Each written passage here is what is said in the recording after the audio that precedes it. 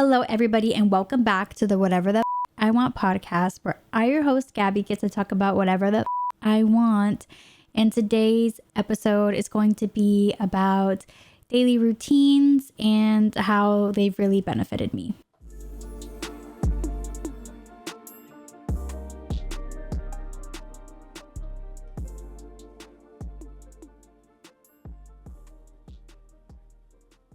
So I want to start off by reading something from my journal. It is basically a passage that I wrote, I guess a paragraph that I wrote the other day at Friday, January 10th at 9:53 p.m. And yes, I am very, very specific about the times that I write things. It's good to see, I guess, if I journal a lot in a day, how it's changed throughout the day. So it's official. I released my podcast today. What an amazing and relieving feeling. It feels like a weight has been lifted off of my shoulders. Like I opened a portal of potential. I can see the doors this will open up for me, and I feel like I can finally be myself. I always held back with tattoos and piercings, putting out certain content with the fear of employers or potential ones finding my hidden corner, personal space on the internet. But I'm over it. I'm betting on myself now, and I'm diving deep. I even got an episode filmed and edited today. Plus, I edited a clip for it. Next week, I got to grind since I'm going on vacation soon. And I need to sew a lot, but I'm excited. And I'm so ready for it. I've been going to the gym regularly and drawing and posting on my Creates page. So now journaling has become a part of my daily routine again. It kind of comes in waves. And the recently why it's become a part of my daily routine is because I was given this book towards the end of last year. It's called Simple Abundance, A Day Book of Comfort and Joy by Sarah Ban Breathnach. And it's basically a book that gives you a passage to read every day. And they honestly differ a lot every day. It can be a few paragraphs, it can be a whole page. And it's really inspired me and given me the time to just breathe. I love a slow morning. So a lot of what my mornings now consist of for the start of the new year is journaling right after I read my passage for this book. And it even includes a leap day, which is great. Although this year's not a leap year. I think that's still really cool. And right, it's not a leap year. I don't think it's a leap year. And so it makes me really happy. For example, one of the passages on January 7th was, how happy are you right now? And it basically talks about, are you living your life for you? Are you doing things for you? Are you genuinely happy? And it reminds you to find pockets of happiness throughout the day. So like, for example, say you're having a terrible day at work. Maybe you end up grabbing a coffee and it ends up tasting super delicious, and that's your little moment of peace during the days whenever you get to sit down and drink your coffee. Savor it. Savor those moments, those pockets of happiness while you can. So back to my daily routine, I try to be very, very mindful of what my brain is consuming, especially because it's for my best benefit. So I also will put my phone on black and white. It's basically a filter that you can add to your phone. I created a shortcut for it, and it helps desensitize you from social media, because the reason why you go on social media so frequently and why you're on all these apps and playing all these games and just distracting yourself from your work is because of these like hits of dopamine that you're getting from these colors, from these funny clips, whatever it is. And so I try to cut off that dopamine hit from social media, from my phone, honestly, periodically throughout the day, especially at night and especially during the morning. I also will, get ready. I go to the gym daily. If I don't go to the gym, I don't think I've missed a day this year so far, but if I had a reason to not go to the gym, it would have to be something very pertinent, something very essential, something that I'm like, oh, I really can't make it today, like maybe my cramps are really bad, or I just feel really sick. Like, it would have to be for a very serious reason for me to not make time to go to the gym. Or maybe I'm just extremely busy that day or like out of town. For me, going to the gym is not just about your physical health. Like, while that is, I feel like, a big plus, the main reason why I go is for my mental health. I feel like, especially when you're working from home, you need something to give you purpose, to give you drive. And for me, that is going to the gym. That is physically getting up, putting on some clothes, you know, potentially doing my hair, wearing a cute gym outfit if I'm in the mood for it, and going to the gym. Like, it just makes me feel really good to know that I'm taking care of myself. I spent so many years working from home, literally getting like 200 steps a day just because I'm walking throughout the house. You know, it's like I'm not taking care of myself. And whenever you're not taking care of yourself, you're neglecting yourself. And I think that that has made a big switch into my brain. Like, how can I not neglect myself? You know, how can I find ways to feed my soul? So another thing that I do daily now has been drawing. And so I don't put necessarily a time limit on it, but I spend, you know, probably like 30 minutes, an hour, maybe an hour and a half trying to just sit there and just draw. And for the most part, it's stuff for my creates page. It's, for those who don't know, I have a art page on Instagram, and it's basically where I post like motivational quotes, little cutesy drawings, just, you know, silly little things that pop up in my head or that I'm inspired by. And it's just an outlet for me and a space for me to create without pressure. At some point, I did have a lot of pressure on myself, like, oh, you need to be posting daily, you need to be, you know, hitting all these statistics and blah, blah, blah. You know, I would compare myself a lot to other people and to their art accounts. And I've really started to realize, like, well, what's the point of me having it if it's not going to be fun for me? So now I've rewired my brain and changed my mindset of, this is going to be something that I do for fun, that I do for me. And it does not matter what anybody says. I don't care if these lines are not perfect. I mean, I used to sit there. I can't even, I have so many unfinished drawings on my iPad, and I will literally sit there and like zoom. And I'm like, oh, this pixel's off. And I can just get so hard on myself. And I'm really starting to get over these creative blocks that I've had for a very, very long time. And a lot of it is also because of the Artist Way, which I mentioned in a previous episode. And in the Artist Way, it gives you a challenge to do where you basically have to like draw monsters. And those are, you know, teachers, coaches, you know, people in your life who have said really negative things. And then you have another drawing that you do of trophies, and you start to give trophies to, you know, the people in your life who have encouraged you. And I'll have to do an entire episode about the Artist Way once I finish it. And I'm sure I will talk about it periodically throughout this podcast. But doing little things like that have really helped me realize how much of a team of support I've had. So back to my daily routine. I also do a daily Sudoku puzzle. I have a Sudoku app on my phone. I've been doing it daily for a year now, a little bit over a year, but let's go. Working on my brain. I love that your brain is a muscle, and you hear that. And it's not until you start actually working it out and challenging your mind that you're like, holy crap, like my brain hurts, you know, my brain will be hurting when I'm doing some of these Sudoku puzzles. I also downloaded an app called Blockadoku, and that one's honestly really fun. It's really addicting. And I also do, I believe it's called Wordscapes, where you try to unscramble the words and like solve a crossword puzzle. And I also do my daily Duolingo. And on Duolingo, I, for the most part, do Spanish because I just want to be better at it and more confident and more comfortable whenever I'm speaking Spanish. But I am also learning French on there. For those who don't know, my elementary school had French classes. And so I did learn a little bit in elementary school. So that's really cool.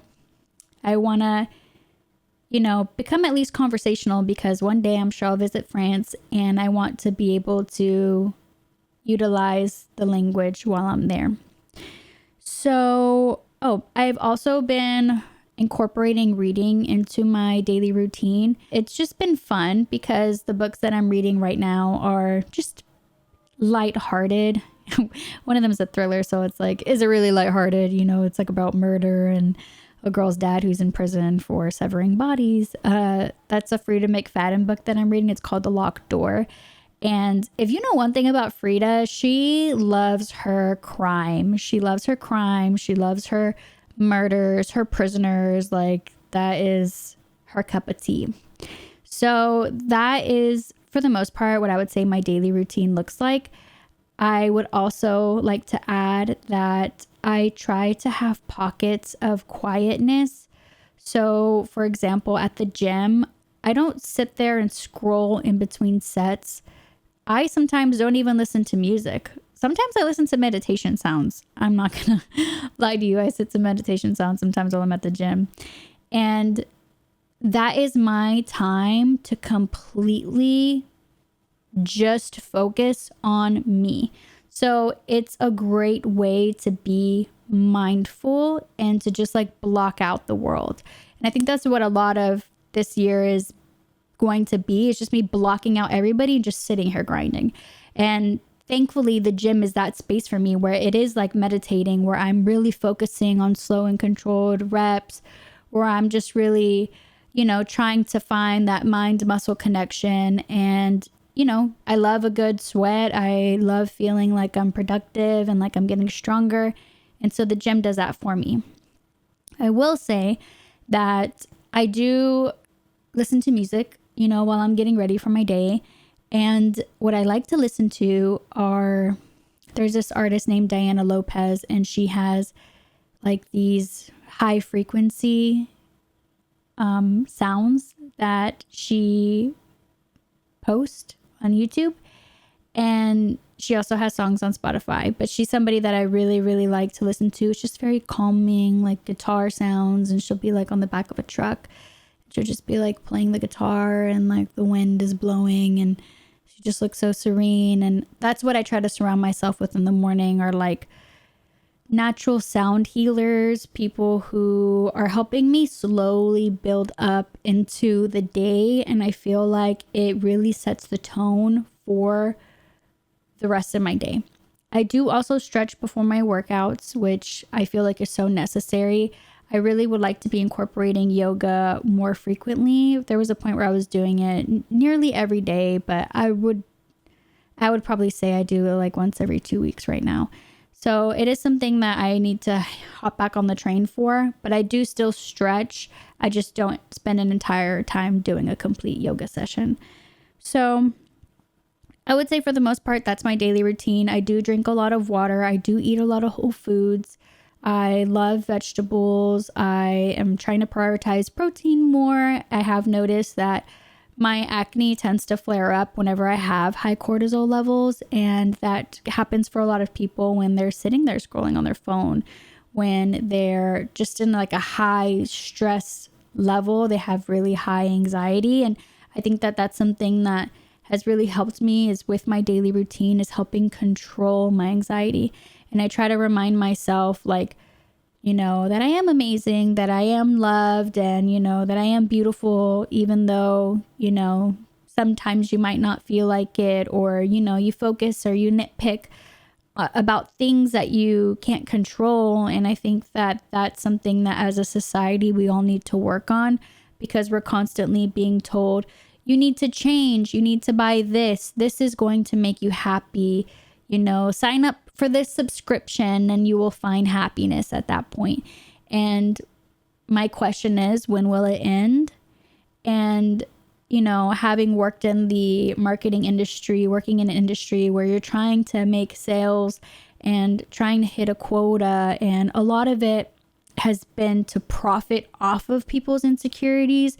They're profiting off of you know, these fads, you know, like thick eyebrows are in, or, you know, having this certain body type is in style. And to that I say, fuck you corporations, fuck you society, for telling me that I am not beautiful because I don't have XYZ body, that I don't have XYZ hair color, that my nose has a hump, you know, like I'm so tired of society having people conform based off of people's insecurities. And I think it's so important to embrace who you are. The second that you accept yourself for who you are, you say fuck you to the world, and kudos to you. You know, I think it's so much harder to sit here and to love yourself than it is to get plastic surgery, to get some type of treatment, to hope that it'll work and make you love yourself. But then that insecurity still lives within you. I remember my mom telling me like, oh, whenever you get a tattoo, it's not just one tattoo and you're done. You know, it's like you want more and more and more, like it's an addiction. And I would have to say that that's what I feel like plastic surgery is. I feel like plastic surgery is an addiction. The second that, you know, you think, oh, I'm going to pay to fix this thing about myself, then you're like, oh, why don't I just pay to fix this other thing about myself? And then by the time you know it, you don't even look like yourself anymore. And, you know, obviously to each their own. I'm not saying that there's a right or wrong way to do any of this stuff, but I am saying that maybe spend more time trying to love and accept yourself for who you are before trying to fix things physically. Because really, physically, how you look does not matter at all. It's who you are inside that really tells who you are as a person. I used to hate the way I looked. You know, I'm like, oh, you know, I'm so short, right? It started off with like being short, and it was like, oh, I don't have, you know, like I'm not super curvy. Oh my gosh. Like I remember when I was in high school, I was super, super thin, and I was unhealthily thin. And the only thing that made me feel good was that I had a thigh gap, because thigh gaps were popular. And so I was like, I have a thigh gap. And how fucked up is that, you know, I'm a little kid, I'm seeing these things, seeing what, you know, men are attracted to. And, you know, I'm like, I look nothing like that. I'm not blonde. I don't look like these Victoria's Secret models that I grew up seeing. And I'm like, well, I want to look like that, because that's what men find to be attractive. And my whole purpose in life is for a man to love me and for me to just be like a trophy wife. Like that's really what I feel like a portion of my life felt like. It just felt like a woman is just looks and she's nothing more than that. And I'm not entirely sure where that began or where that started. I just truly feel like it was probably Tumblr. It was probably just social media when it was first starting off, you know, like we saw the rise of it. And I feel like I've seen how detrimental it can be to people's mental health and how it's affected my mental health. So unfollow who you need to unfollow, block people that don't make you feel good. And there's no reason to surround yourself or to pretend to be somebody that you're not. If you are somebody who likes to run wild and free and to have tattoos and piercings, then do that. If you're somebody who likes to be clean cut, get, you know, a fade every 2 weeks and that makes you feel good, then you do that. I think it's so important to do things that make you feel good. And for me, a lot of that is my daily routine. It's what makes me feel good. And I will say I did work a job in the beauty industry. It was for a skincare company where I was not allowed to wear makeup to work because I was using their skincare products. And, you know, they were like, no makeup. Don't wear makeup to work. We want to see how the products are working on your skin. We want to just see, you know, you as you are. And that was such a liberating feeling to be able to wake up and go to work and not have any makeup on, because at that point in my life, I was in my early 20s. You know, you think like, oh, that's what going to work is. You know, it's putting on makeup and getting dressed and heading out. You know, that's also what makes you a woman. I saw my mom growing up doing her makeup in, you know, the rearview mirror on the way to work. And, you know, like, I thought that was so cool, you know, and, you know, that was not a part of my routine. That was actually like my first big girl job outside of college. And I loved that. I loved that. And looking back, that was such a eye-opening experience because it really taught me to truly look at myself in the mirror and to accept that I cannot change these things about me. And I remember even in that job interview, they were like, you are so beautiful. Like, we'll take care of your skin. Like, don't worry. And And sure enough, my skin cleared up a lot. And, you know, life happened. You know, I don't use their products anymore. I do still think that their products are wonderful. It's just not something that I feel like their product markup was insane. And I just don't necessarily agree with how some companies go about their product pricing. I think that if you can make something affordable for everybody, you should do that. And I think that a lot of people have really high price markups to kind of cut out a certain socioeconomic class. And that's not something I agree with. So there's been a lot of like ups and downs throughout the beauty industry. I've also worked for a hair care brand, and, you know, we won't dive in too much about, you know, I guess these jobs, at least at this point in time. But I will say that it is so important to embrace yourself for who you are and to do things daily that make you feel fucking good about yourself. If you like to wear your hair out, you have a fro, you want to wear your hair out, and a job says that that's unprofessional, that job is not for you. You know, I would sue at that point. But, you know, like, it's important to, you know, even if, you know, you are going to the gym and you're not going to see anybody, wear a cute outfit because you fucking want to, not because you feel forced to. If you want to wear makeup because you want to, not because you feel forced to.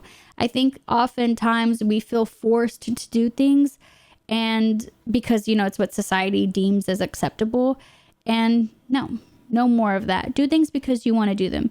Like, for example, growing up, my dad told me that women wear earrings, and that if I wasn't wearing earrings, I was a boy.